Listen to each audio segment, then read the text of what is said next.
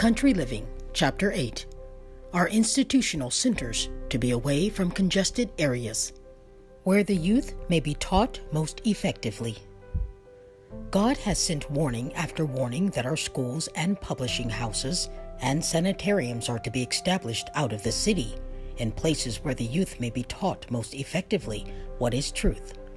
Let no one attempt to use the testimonies to vindicate the establishment of large business interests in the cities.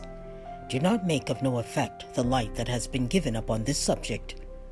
Men will arise speaking perverse things to counterwork the very movements that the Lord is leading his servants to make. But it is time that men and women reason from cause to effect.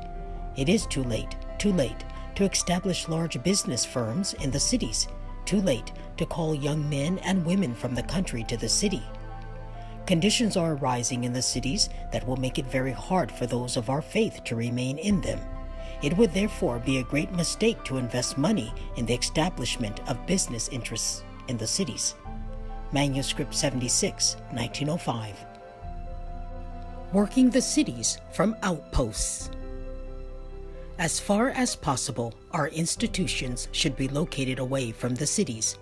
We must have workers for these institutions, and if they are located in the city, that means that families of our people must settle near them.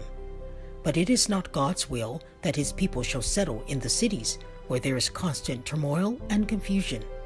Their children should be spared this, for the whole system is demoralized by the hurry and rush and noise.